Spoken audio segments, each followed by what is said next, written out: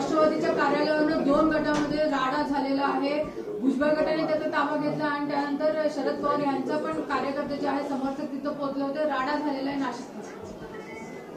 खरं तर पवार साहेबांच्या मुळे उभी राहिलेल्या राष्ट्रवादीवर अशा प्रकारचा कब्जा करणं हे माणुसकीलाच धरून नाही। पवार साहेबांचं आहे ना ते सगळं। पवार या नावामुळे झाले ना, शरद पवार या नावामुळे। त्याच्यावरती असं करून कब्जा मिळवणं, करा ना नवीन, काय जे आता पक्ष नवीन काढणार आहात, काय करणार आहात त्याच्यातनं उभा करा ना। अख्खा महाराष्ट्रात तुमचे उभं राहू दे, आमच्या शुभेच्छा आहेत तुम्हाला। पण जे पवार साहेबांमुळे झालंय त्याच्यावरून तर लांब राहा कमीत कमी। अजून किती छळणार त्या माणसाला। Hello doctor, Tanvi herbals app किंवा वेबसाईटवरून आजच फ्री चेकअपसाठी अपॉइंटमेंट घ्या। तन्वी डॉक्टरांशी फोन किंवा व्हॉट्सअपवर बोला आणि रहा फिट अँड फाईन। आपला herbal specialist Tanvi herbal clinic.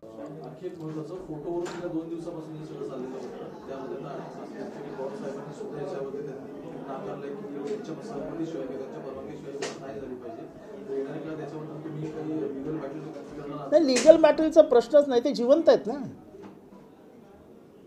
जिवंत माणूस जेव्हा सांगतो की माझा फोटो वापरायचा नाही, विषय संपला।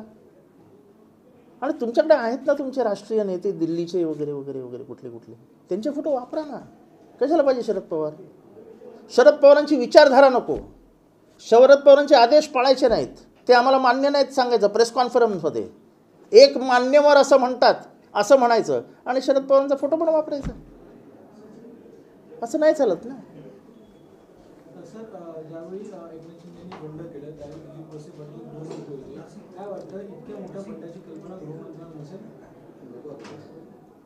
मला ही शक्यता पहिल्यापासून वाटत होती की ही कल्पना काही लोकांना होती आणि गृहमंत्र्यापासून अशा गोष्टी लपून राहत नाहीत। हा लांबचा प्रवास आहे, म्हणजे इथनं ते निघाले आणि ठाण्यामार्गे असं करून ते वेगवेगळ्या मार्गाने करून गुजरातला गेले। तर गृहमंत्र्याला पहिल्या 15 मिनिटातच समजतं काय होतं। प्रफुल्ल पटेलांनी मुद्दा उचलला होता, ते म्हणतात की 54 मधले 51 जण असे होते की ज्यांनी भाजपसोबत जाण्याचं दाखवलं होतं की आपण गेलं पाहिजे आणि ते नाही झालं म्हणून त्यावेळी शिंदेंनी संधी साधली नवीन सरकार। असं आहे की तेव्हा मी तुम्हाला आधीपासून सांगतो की अजितदादांसमोर कोणाचीही हिम्मत होत नाही बोलायची। त्यांची दहशत, त्यांचा दरारा इतका आहे ना की माझ्यासारखा माणूसही त्यांच्यासमोर गळपटायचा। ते काय प्रफुल्ल पटेलांसमोर सह्या केल्या नव्हत्या। प्रफुल्ल पटेलांनी सांगितलं असतं तर 5 जणांनी सह्या केल्या नसत्या। त्याच्यामुळे त्या सह्या केल्या असतील, त्या सह्यांचं पत्र होतं की नाही मला माहीत नाही, पण ते शरद पवारांना रिक्वेस्ट लेटर होतं की आपण असं करूया का। त्याच्यात काय मोठं आहे? ती चर्चा आजही चर्चेलाच पवारसाहेब तयार होते ना। 6 तारखेला चर्चाच होणार होती, तर तुम्ही पवार साहेबांना चर्चा करूया असं सांगितलं म्हणजे जसं अफजल खानाने शिवाजी महाराजांना या भेटून चर्चा करूया आणि शिवाजी महाराज गेले आणि अफजल खानाने घात केला, तसं आहे। त्यांचा दावा आहे की जेव्हा एकनाथ शिंदेंनी बंड केला गेल्या वर्षी तेव्हाच खरं तर राष्ट्रवादी पाठिंबा देणार होता, पण शरद पवारांनी पत्र द्यायला उशीर केला आणि पत्र द्यायला नाही। मी आज तुम्हाला स्पष्टपणाने सांगतो, हे पत्र माननीय जयंत पाटील साहेबांच्या हातात दिलं गेलं होतं। जयंत पाटील साहेबांनी ते पवार साहेबांना दिलंच नाही। त्यांना हे माहीत होतं की पवार साहेबांना किती वाईट वाटेल। त्याच्यातल्या काही आमदारांचं म्हणणं तेव्हा असं होतं की शरद पवारांना सोडा एकटं, जाऊ द्या त्यांना, त्यांचं संपलंय आता आणि आपण जाऊया। मी त्या आमदाराचं नावही सांगतो, त्या आमदाराचं नाव दिलीप बनकर, जो म्हणाला की जाऊ दे शरद पवारांना, राहू द्या एकटं, जाऊया आपण। आता सगळं खरं सांगायची वेळ आलीच ना।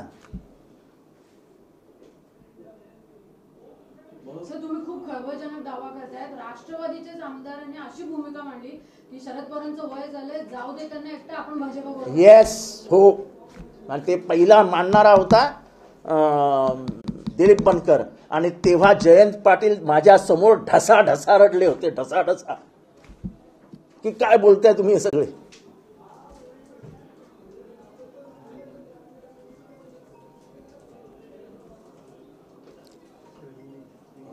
जयंत पाटलांनी ते पत्र पुढे पवार साहेबांना दिलं नाही, त्यामुळे मग नाराजी वाढली आणि या सगळ्यांमध्ये नाही असं नाही. जयंत पाटलांना मुळातच हे पसंत पडलं नव्हतं की आपण शरद पवारांना एकटं सोडून कसं जायचा विचार करू शकतो.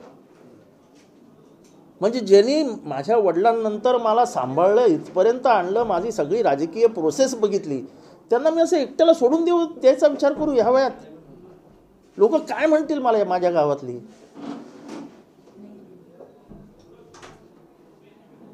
आणि मला माहिती आहे, मी त्यांच्या जवळ होतो जयंत पाटलांच्या, माझीही सही होती त्या आमदारांमध्ये, हे पण सांगतो. नंतर त्याने सांगायला नको की जितेंद्र आव्हाड म्हणाला होता, माझीही सही होती त्या आमदारांमध्ये. मीच जयंत पाटलांना सांगितलं होतं की आपण तर काय जाणार नाही, पण तिथे काय नाही म्हणता येत नाही, मी तर काय असलं करणार नाही. ते म्हणाले मी पत्रच देणार नाही साहेबांना, आणि जयंत पाटलांनी ते पत्र दिलं नाही.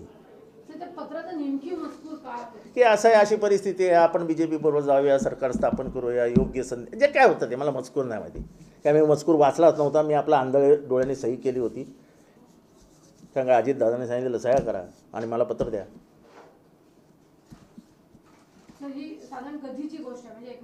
एकनाथ शिंदेंनी गेल्यानंतर लगेच म्हणजे 24 तासाच्या आतच हे सगळं घडलं होतं.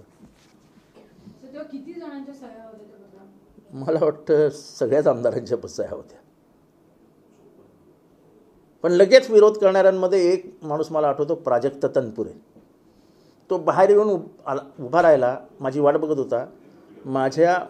मी जवळ गेल्यानंतर त्याच्या डोळ्यात पाणी होतं.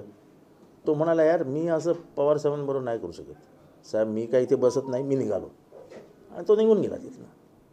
हे प्रामाणिकपणाने सांगतोय मी.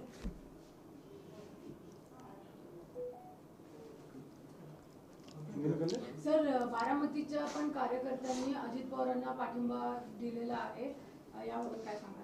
ठीक आहे ना, बघूया ना, अजून वेळ जायचा आहे. हो,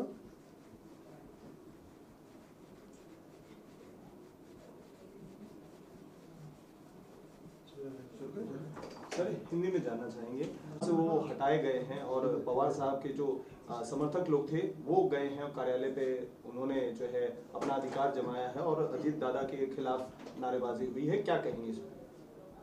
देखो, जहाँ पे कार्यालय है वो कार्यालय राष्ट्रवादी कांग्रेस पार्टी के हैं, और आज भी Rashtravadi Congress party election commission में उसके राष्ट्रीय अध्यक्ष शरद पवार है और उसके राज्य के अध्यक्ष जयंत पाटिल है. और आज भी अपॉइंटमेंट करने का जो नई कार्यकारिणी, महाराष्ट्र इंचार्ज सुप्रिया सुळे जी है. अगर वो बोलते हैं कि मैं कार्यकारी अध्यक्ष हूं और महाराष्ट्र का हूं, तो महाराष्ट्र उनके हाथ में नहीं है, महाराष्ट्र सुप्रिया सुळे जी के हाथ में है. सर, शरद पवार जी ने अभी जो है एक बात उन्होंने कही जो बेहद अहम है कि उनकी जो तस्वीर इस्तेमाल की जा रही है अजीत दादा की गुट की तरफ से, उसको लेकर उन्होंने एक स्पष्टीकरण भी कुछ दिन पहले दिया था कि वो चुनाव निशान और तस्वीर भी इस्तेमाल कर सकते हैं. उसके खिलाफ शरद पवार जी ने कहा है कि मेरी इजाजत के बगैर कोई मेरी तस्वीर इस्तेमाल नहीं कर सकता, क्या कहेंगे? सवाल ये है, तुमको उनके विचार अच्छे नहीं लग रहे हैं, उनका जो सेक्युलर चेहरा है वो तुमको अच्छा नहीं लग रहा है, उनकी संविधान की बोली भाषा आपको पसंद नहीं आ रही है, वो जिस दिशा में पार्टी ले जाना चाहते हैं उस दिशा में आपको जाना नहीं है. जब आपको सभी शरद पवार का नापसंद है तो आपको तस्वीर क्यों पसंद है?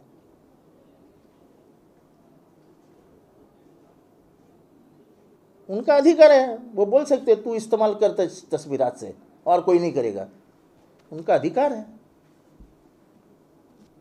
एक लेटर के बारे में सर प्रफुल्ल पटेल जो है चर्चा कर रहे थे, उसके बारे में जरा बताइए कि क्या है वो पूरा मामला? क्या लेटर?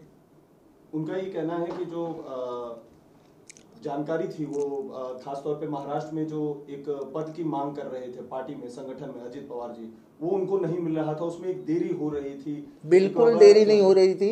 6 तारीख को ऐसा है, जिसको कांग्रेस का इतिहास मालूम है और राष्ट्रवादी का इतिहास मालूम है, अजित पवार ने जिस पद पे उंगली रखी, जिस पे उंगली रखी, वो चीज़ अजित पवार जी की हुई, ये इसका इनकार कोई नहीं कर सकता है, स्वयं अजित पवार जी भी नहीं कर सकते. वो सबसे लाडले थे, शरद पवार जी की, और वो कृति से समझता था कि वो सबसे लाडले हैं। तो कोई पद देने में देरी नहीं हुई, कुछ नहीं हुई। 6 तारीख को बैठक आयोजित की थी 10 नेताओं की, उसमें तय होने वाला था कि क्या करना है, और जयंत पाटिल स्वयं तैयार थे कि ठीक है चलो अभी अगर वो होना चाहते तो होने दो। यही नहीं, जब विरोधी पक्ष नेता हुए जयंत पाटिल, तभी भी जो बैठक हुई थी उसमें स्वयं जयंत पाटिल ने कहा था कि अरे विरोधी पक्ष नेता के बगैर अगर तुम पक्षाध्यक्ष होना चाहते हो तो हो जाओ, मैं विरोधी पक्ष नेता होता हूं। तो सब सर, जब बात इतनी तक हो गई थी कि बस एक मोहर ही लगना था 6 जुलाई की मीटिंग को, तो अचानक से इतनी जल्दबाजी आपको क्यों दिख रही है कि वो अचानक से पूरी विचारधारा के अगेंस्ट जाके बीजेपी के साथ सरकार में शामिल हो जाते हैं? क्योंकि उनका ये तय हुआ था, ये तय हुआ था उनका।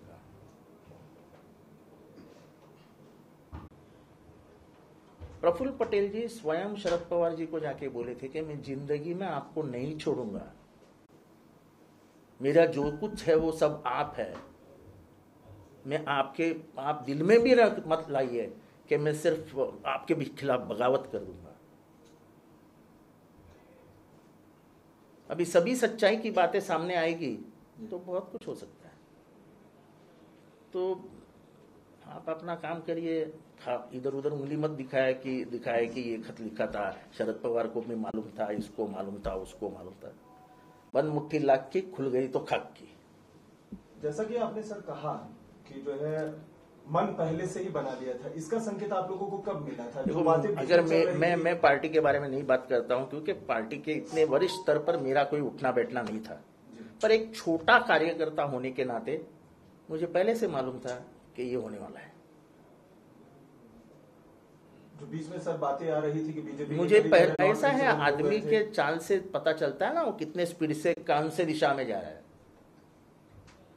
इतनी तो समझ है ना यार।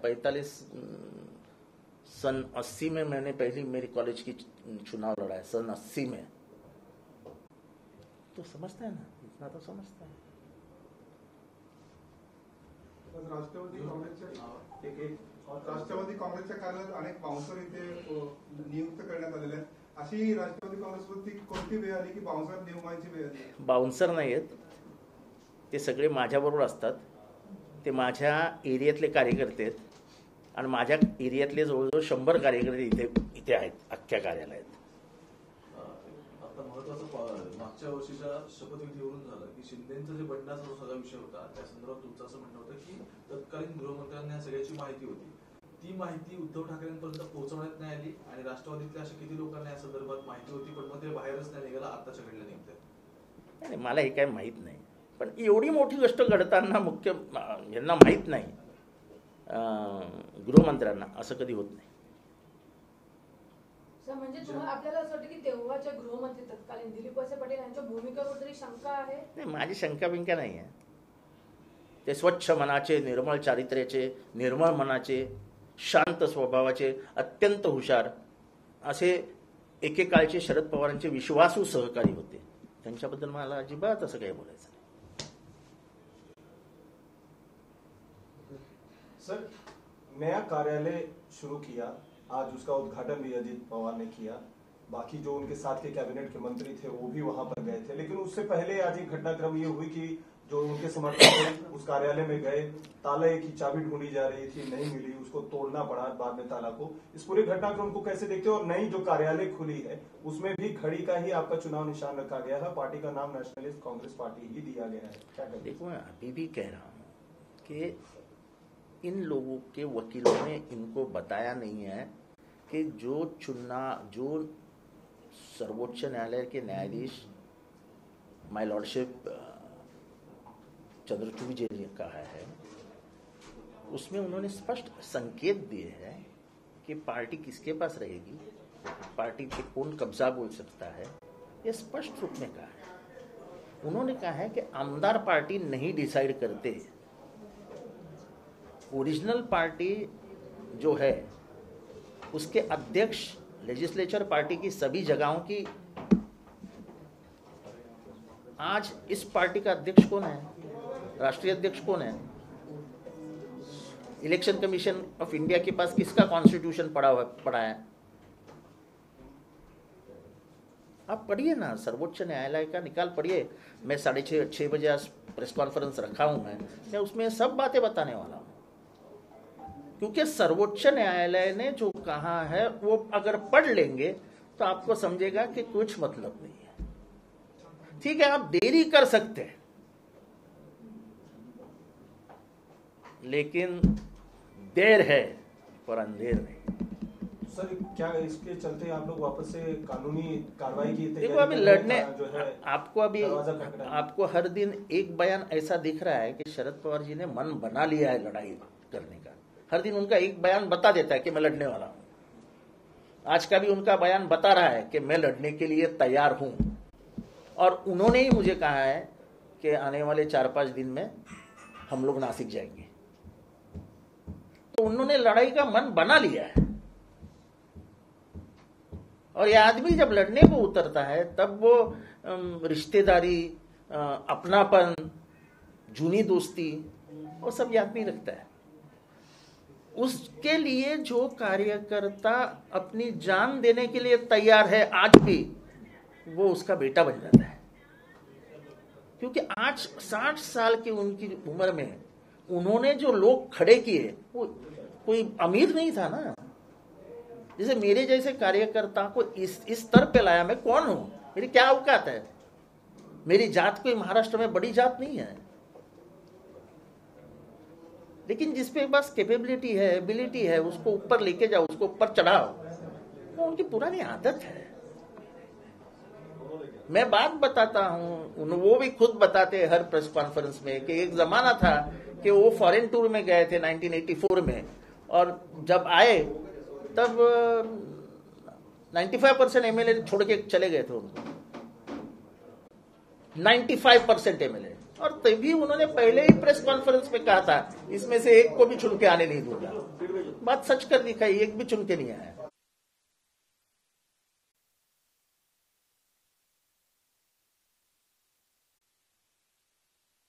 पण शरद पवारजी ज्या दिवशी रागाने डोळे मोठे करून हा माझ्या विरोधात बोलतोय, उनके खिलाफ तो कुछ भी बात करो, कुछ बुरा नहीं मानते, लेकिन उनकी जो विचारधारा है, जिसके ऊपर वो 60 ज्या विचारधारेवरती ते 60 वर्ष लढले, फुले, शाहू, आंबेडकर, त्या विचारधारेच्या विरोधात जाऊन जर तुम्ही काही करणार असाल तर ते तुमच्या विरोधात आहेत। शरद पवार आजूबाजूला मागे सगळीकडे चांगले वाटतात, पण समोरनं जेव्हा ते अंगावर येण्याची तयारी करतायत तेव्हा मात्र लक्षात ठेवावा, एक योद्धा तुमच्या अंगावर येतोय। आणि प्रत्येकाला माहिती आहे की त्यांनी ठरवलंय की आंबेगाव या मतदारसंघात 1 दिवस घालवायचा, 1 दिवस। परळी या मतदारसंघात 1 दिवस घालवायचा। लढणार आहेत ते, त्यांनी ठरवलंय। आणि त्यांना काय जितेंद्र तू जा, जयंत पाटील तू जा, असं काय नाही। ते आत्ता आले, काल ते साताऱ्याहून, आत्ता ते बसलेत त्या एनसीबी मध्ये, त्या वायसीपीला। आत्ता त्यांनी नाशिकचा दौरा तयार केलाय। नाशिकवरनं ते जाणार आहेत धुळ्याला, धुळ्यावरनं जाणार आहेत जळगावला। अरे वो शरद पवार है, वो शांत नहीं बैठेगा, वो पागल कर देगा सबको। पूरे महाराष्ट्र में उनकी आदत लोगों को मालूम है, ये हारने वाला नहीं, ये अकेला है, लेकिन पूरा जमावड़ा साथ में लेके चला जाएगा। राहुल नार्वेकर सर आज विधानसभा में उन्होंने ये बात कही है कि मुझे टोटल 8 पत्र मिले हैं आपकी तरफ से और अजीत दादा पवार की तरफ से। 24 घंटे ही हुए हैं, हम लोग उस पर अभी विचार कर रहे हैं, लेकिन मुझे कोई बाउंड नहीं कर सकता है कि डिसीजन कब लेना है, कितने दिनों में लेना है। मैं अपने समय के हिसाब से उसकी विवेचना करूंगा, उसके बाद डिसीजन लूंगा। क्या कहेंगे? बराबर है, वो कोर्ट है, उनका अधिकार है, उनका अधिकार है ना। हम कितना ना बोलते। आज सुनील प्रभु गए हैं ना कोर्ट में, उसका निर्णय आने को पता चलेगा किसका क्या अधिकार है।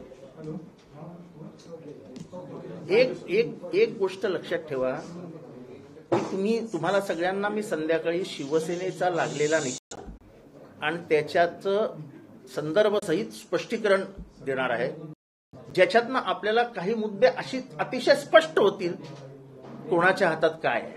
सर्वोच्च न्यायालयाने निकाल दिलेला आहे, तो तुम्हाला 15 दिवसांनी उशिरा घेता येईल, पण त्या निकालाच्या विरोधात तुम्हाला जाताच येणार नाही. Supreme court stands supreme. At times, it has even challenged Lok Sabha. In Shahbanu case, they even had a fight with Lok Sabha. So Supreme Court stands supreme. And when Supreme Court has given some directions which are written and signed by His Lordship Chandrachudji, nothing matters. And in that it is written that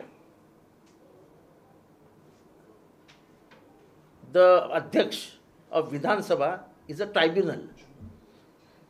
The people asked, why didn't Supreme Court, after saying that everything is illegal, didn't declare this government illegal?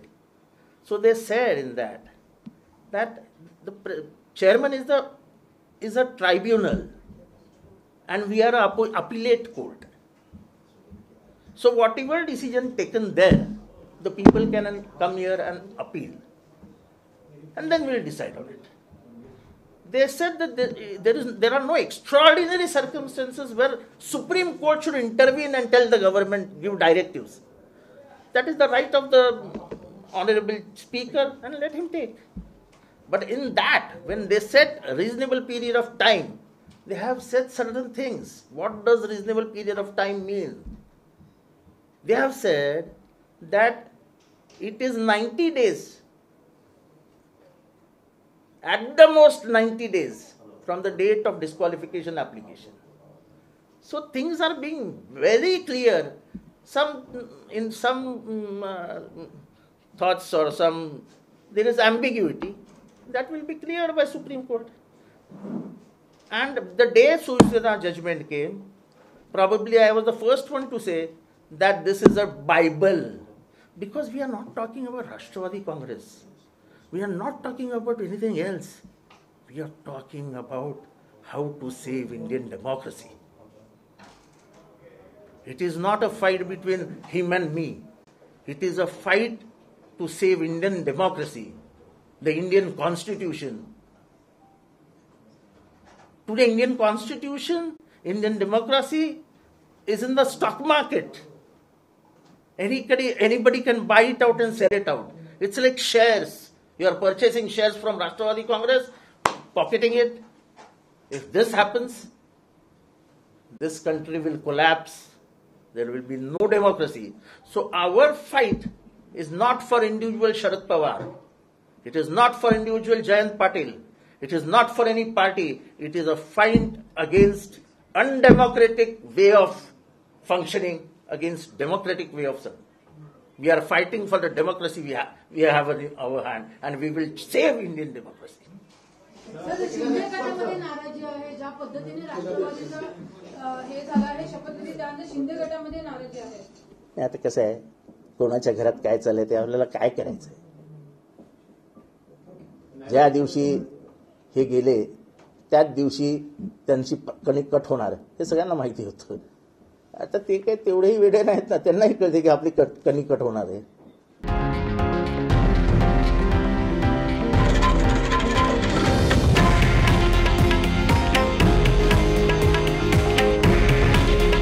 हे आहे देशातील number 1 news network आणि आपण पाहत आहात TV9 Marathi. काळजी तुमची, हित महाराष्ट्राचं.